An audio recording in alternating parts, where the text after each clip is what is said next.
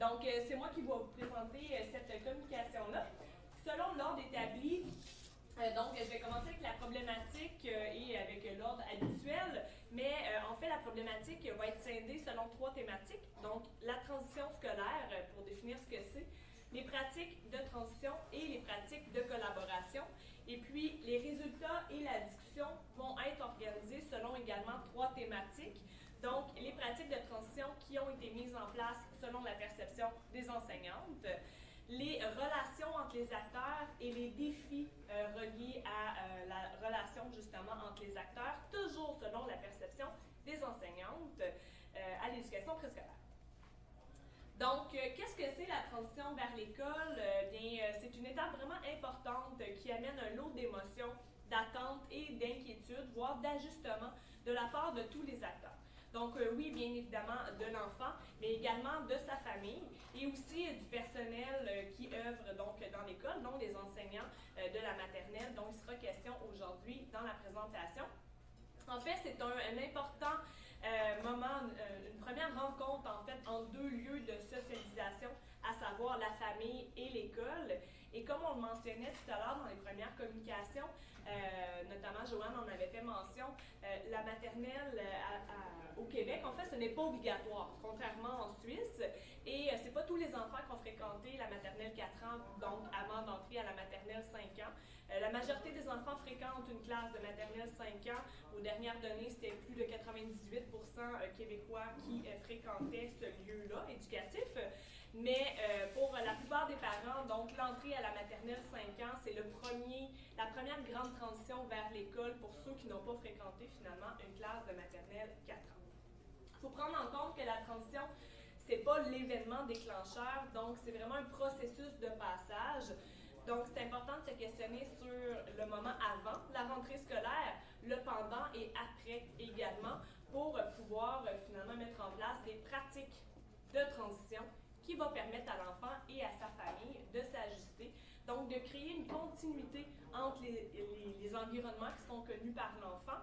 Et il y a des recherches qui ont été réalisées donc à travers le monde qui qui soulignent l'importance de mettre en place des pratiques de transition, donc des initiatives qui vont permettre à l'enfant et à sa famille de s'ajuster de manière harmonieuse donc lors de ce moment de passage.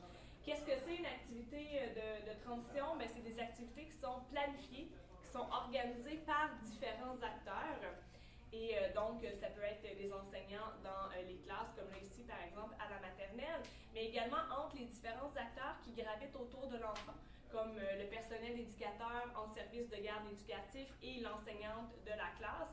Donc, ça peut être une pratique de transition qui est mise en place, du partage d'informations, par exemple, sur les enfants, des moments de communication, des visites de la classe, du nouvel environnement qui va être fréquenté par l'enfant. Donc, ça permet finalement de mettre en place des activités avant, pendant et après, comme je le disais tout à l'heure, la rentrée scolaire, pour finalement favoriser également des relations de confiance entre les acteurs et pour mieux s'ajuster aux besoins de l'enfant.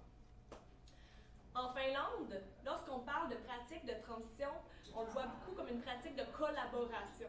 Donc, en fait, c'est vraiment de chercher une relation réciproque entre les différents environnements qui sont fréquentés par l'enfant. Et cette meilleure collaboration-là, ou ces pratiques de collaboration-là, sont associées à une meilleure communication, notamment entre la famille et l'école, et à une plus grande confiance. Et ça, bien, ça peut également avoir un effet sur la capacité d'ajustement de l'enfant. Donc, ça peut aussi encourager la participation des parents lors de la transition de leur enfant vers l'école.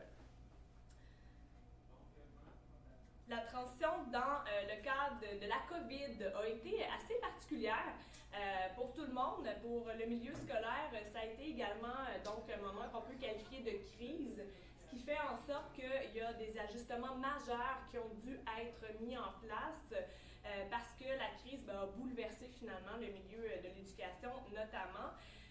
Il y a de nombreuses mesures de contrôle, de mesures sanitaires qui ont été mises en place. Par exemple, au Québec, les parents, les enseignants ont dû s'adapter rapidement aux mesures, aux recommandations qui étaient émises par l'OMS et par la Direction de la santé publique ici au Québec pour finalement anticiper les manières de s'ajuster, pour favoriser des façons de faire qui vont permettre à l'enfant de poursuivre donc l'école et de l'accompagner, de l'accueillir finalement dans le milieu éducatif. Il y a eu un stress qui a été induit par la pandémie. Il y avait une crainte de contagion. Hein. Si on se rappelle, au printemps 2020, on ne connaissait pas nécessairement ce que c'était finalement la maladie de COVID-19. Et le milieu scolaire, ben, ça a pu minimiser la présence, la disponibilité et aussi les pratiques de collaboration entre les acteurs. Si on se rappelle un peu des particularités, ou en tout cas du moins ici au Québec, au printemps, il y a eu la fermeture des écoles au Québec, au Canada et un peu partout à travers le monde. Ça a été assez hétérogène. Donc, c'est-à-dire que des enfants qui sont restés avec leurs parents à la maison, certains pendant quelques jours, d'autres pendant des semaines, à certains endroits pendant des mois. Donc, ben, c'est certain que pour justement les pratiques de transition, il y a dû avoir des ajustements à ce moment-là. Et la fermeture des écoles, ben, ça l'a également, en fait, ça l'a permis, les enseignants ont dû finalement ajuster leurs pratiques qui étaient initialement vécues. Nous, ici au Québec, par exemple, il y a des enseignants qui accueillent les enfants à venir visiter des classes habituellement au printemps. Bien ça a dû être repensé à ce moment-là. Et également, l'INSPQ et d'autres chercheurs comme Ruel et autres mentionnent que les efforts, en fait, qui étaient davantage mis à s'ajuster, à mettre en place des pratiques de transition, mais là, c'était davantage pour répondre aux normes sanitaires. Donc, on s'inquiétait beaucoup aux mesures de contrôle qui étaient mises en place versus aux pratiques de transition qui étaient peut-être habituellement réfléchies à ce moment-ci. À l'automne 2020, donc pendant la rentrée scolaire des enfants, bien, il y a eu 3 particularités notamment. Il y avait les consignes de distanciation. Donc ici, il y a eu beaucoup, dans certaines écoles, des bulles classes, ce qui fait en sorte que les enfants devaient rester avec les mêmes enfants de leur groupe, et également pour les moments à la récréation, les moments de dîner. Donc les enfants étaient contraints à rester avec le même groupe classe, donc pendant la totalité en fait de la journée.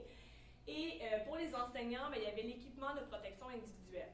Les enseignants n'étaient pas nécessairement tenus d'avoir une distanciation avec les enfants, mais ils étaient obligés d'avoir une visière et donc d'avoir un masque lorsqu'ils étaient avec les enfants, ce qui fait en sorte que cet équipement-là, ben, ça pouvait également être encombrant pour eux.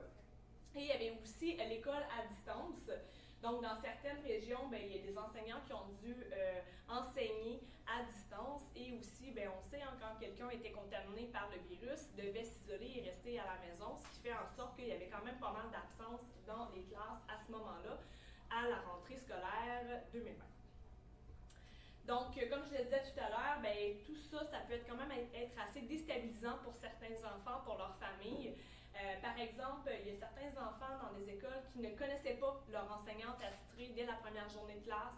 Habituellement, on le sait quand même à l'avance, mais là, c'était beaucoup d'ajustements très prompts, donc des choses qui se mettaient en place à vitesse grand V. On s'ajustait au fil et à mesure qu'on en savait un petit peu plus, justement. Donc, il y a des préoccupations qui ont été perçues chez les enseignants, ici au Québec et un peu partout à travers le monde. Par exemple, en Écosse, il y avait une grande enquête menée auprès de 30 000 enseignants qui a démontré que 66% des participants étaient anxieux par rapport à la rentrée scolaire en temps de crise. En fait, la majorité de ces participants ne croyaient pas qu'il y avait vraiment des facteurs atténuants à la crise qui étaient mis en place dans leur milieu. Donc, il n'y avait pas nécessairement les informations pour savoir que la rentrée scolaire allait bien se passer. Donc, ces préoccupations-là, bien, ça a pu amener les enseignants à revoir ou du moins à percevoir la mise en place de leur pratique de transition et de collaboration autrement. Donc, l'objectif de cette étude, c'était un peu de, justement, aller documenter, s'intéresser à comment les enseignantes ont mis en place, en fait, de documenter leur perspective par rapport aux pratiques de transition et de collaboration qu'elles ont mis en place dans les écoles lors de la crise de pandémie de COVID-19. Donc, la méthode, ben, en fait, d'abord, c'était avec un questionnaire en ligne, grâce à un questionnaire en ligne qu'on a pu rejoindre des enseignants. Il y a des infolettes qui ont été transmises, notamment par l'Association d'éducation préscolaire du Québec, qui regroupe plus de 1000 enseignantes de maternelle 4 ans et 5 ans. Donc, pour aller documenter les perspectives, les participants participants avaient donc accès au questionnaire en suivant un hyperlien et il y avait 5 sections au questionnaire. Il y avait bien évidemment les caractéristiques du participant, il y avait les pratiques de transition qui avaient été mises en place, les relations entre les acteurs, les facilitateurs perçus et les défis perçus. Et là, on va s'attarder principalement aux pratiques de transition, aux relations entre les acteurs et aux défis perçus par rapport à ces relations-là. Donc, 110 enseignants ont répondu au questionnaire, 21 en maternelle 4 ans et la majorité, donc 89 en maternelle 5 ans. 2 hommes et 108 femmes, d'où ma tendance des fois à utiliser le féminin, pardon, lorsque je parle des enseignants. Les enseignants avaient en moyenne 13 années d'expérience en enseignement, puis parmi ceux-ci et celles-ci, il y en avait 80% qui avaient déjà vécu une transition scolaire initialement avant donc la crise de COVID. Si on y va avec les résultats, d'abord pour les pratiques de transition, je ne vais pas ici toutes vous les lire, mais en fait, sont mis en ordre décroissant plutôt. Donc, c'est-à-dire que la première ici en haut, c'est celle qui a été la plus souvent mise en place. Donc, d'envoyer de l'information aux parents par le courrier, donc de la part de l'école, soit par courriel, par courrier, des informations sur l'école générale. Ça a été mis en place assez fréquemment. Si on va à la fin du tableau, on se rend compte que les temps de discussion avec l'enseignante, en virtuel ou en présence, pour pouvoir expliquer les rythmes et les besoins de l'enfant et les invitations de l'école à venir avec l'enfant à des activités avant la rentrée scolaire, par exemple de faire un pique-nique sur la cour de l'école, bien ça, c'est des choses qui ont été beaucoup moins mises en place. Donc, c'était beaucoup de l'information générale qui était transmise à la maison qui a été mise en place en tant que pratique de transition. Dans les pratiques qui étaient initialement vécues, la plupart des enseignants ont dit qu'ils ont dû ajuster finalement leurs pratiques. Ils ont su les adapter de façon, selon leur perception, pour permettre aux enfants de se sentir accompagnés. Donc, elles avaient l'impression qu'elles avaient transmis l'information suffisante, notamment en ajustant en lien avec des moyens technologiques. Donc, il y a des rencontres qui ont quand même été réalisées, qui habituellement se faisaient à la rentrée scolaire, et d'inviter tous les parents, par exemple, dans la classe pour donner des informations sur la classe. Bien, ça a pu être fait sur Zoom ou sur Teams, par exemple. Donc, il y a des choses comme ça qui ont été faites, comme une enseignante qui dit aussi, on a fait une rencontre de parents à l'extérieur en juin. La rencontre d'accueil a été réalisée, mais en intégrant les technologies à distance. Donc, pour certaines, ça a quand même été possible de justement offrir des activités de transition, mais en les ajustant selon les normes de distanciation qui étaient mises en place. En ce qui concerne les résultats en lien avec les relations entre les acteurs, ici on voit que plus de la moitié des enseignantes estiment que leurs relations avec les enfants ont été modifiées pendant la transition. Et plus de la moitié des enseignantes estiment que leurs relations avec les parents ont été modifiées également. Et là, à ce niveau-là, on remarque que le tiers des enseignants estiment que la communication avec les parents, c'était un défi dans la transition vers l'école. Il y avait également l'absence des activités interclasses, là, en raison des bulles, qui fait en sorte qu'il y avait aussi des défis ou des modifications dans les relations avec les autres collègues dans l'école. D'abord, pour expliquer les défis en lien avec la communication, il y avait les défis en lien avec l'équipement de protection.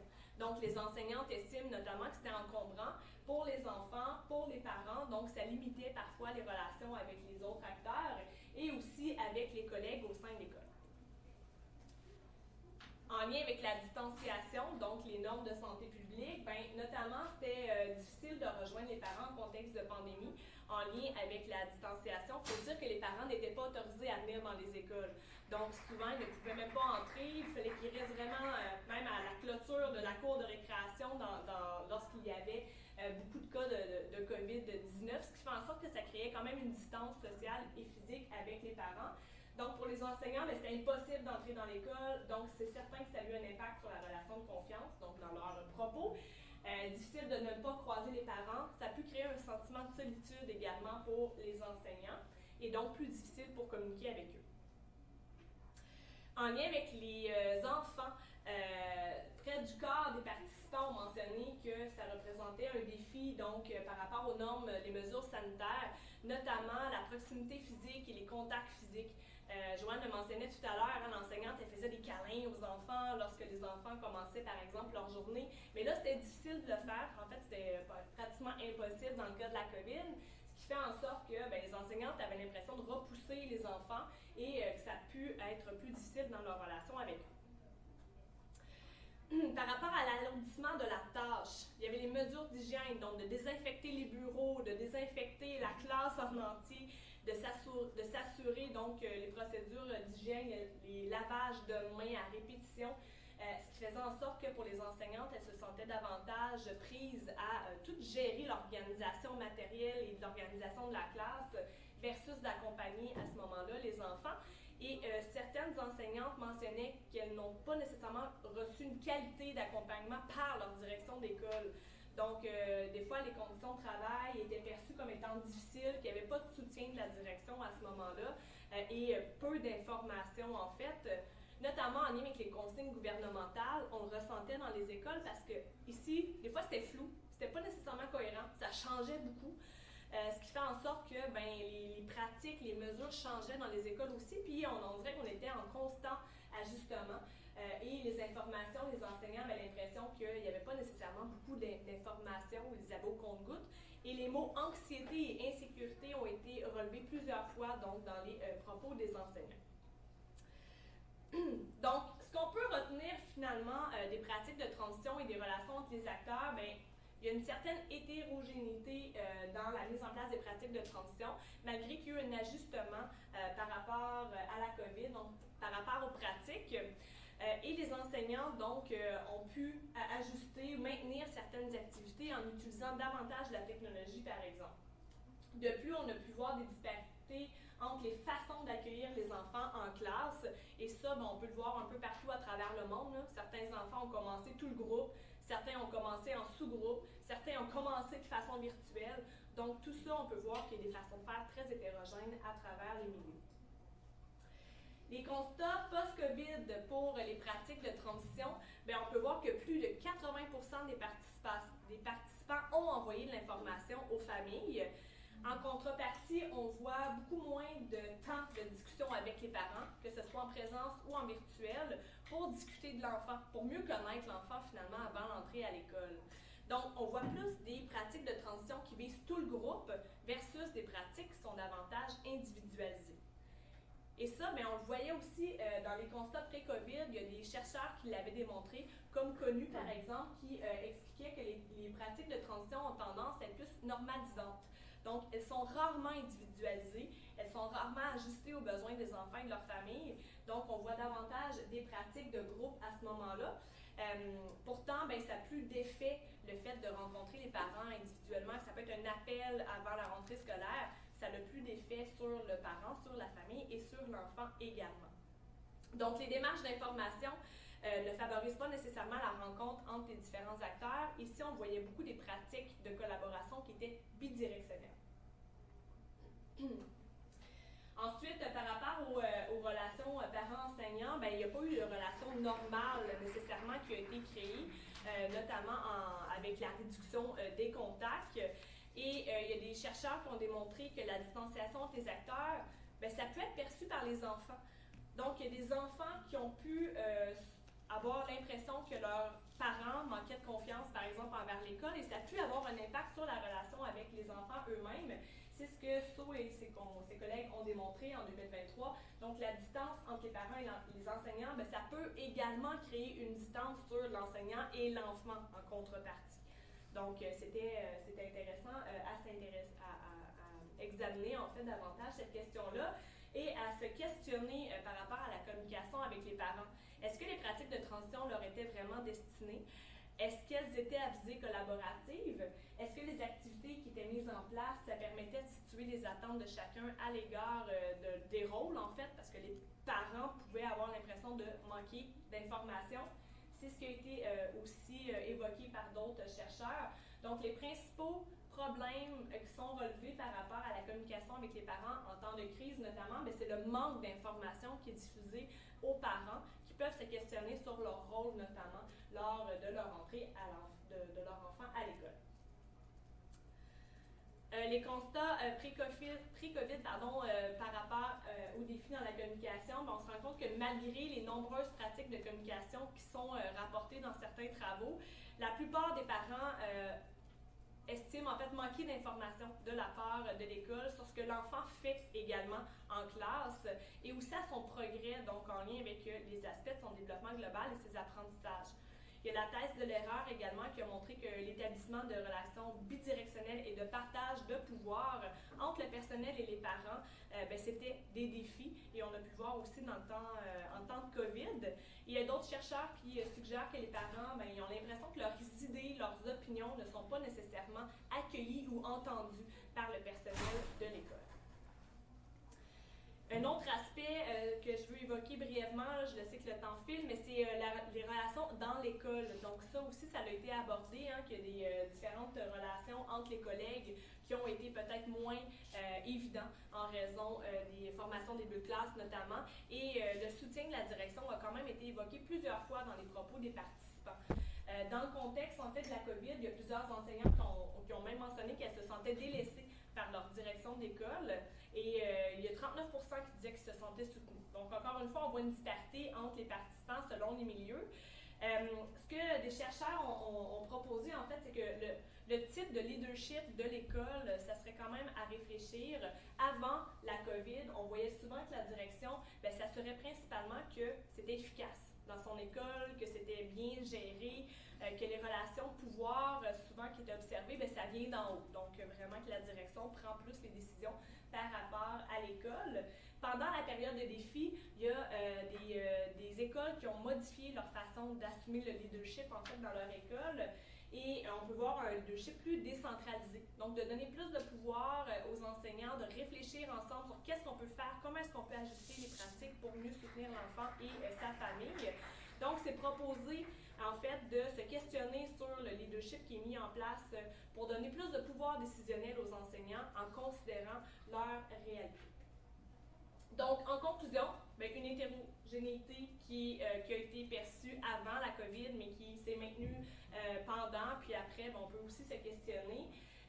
Il y a les pratiques de transition qui sont mises en place qui sont davantage normalisantes, donc qui sont rarement individualisées, constat pré-COVID, post-COVID également, et des changements de pratiques ont été observés dans les classes, notamment l'utilisation plus grande de la technologie. Puis, il faut quand même prendre en compte qu'il y a des choses qui ont été faites qui ont été super positives, puis de se questionner, est-ce qu'on peut justement garder ces pratiques-là, notamment l'usage de la technologie. Il y a des chercheurs qui justement proposent de conserver des moments de rencontre, par exemple, en mode virtuel, parce que ça permet à tout le monde de se familiariser avec la technologie, mais aussi de penser que s'il y a d'autres crises futures qui peuvent survenir, on va être préparé finalement à utiliser à ajuster nos pratiques selon les besoins de chacun.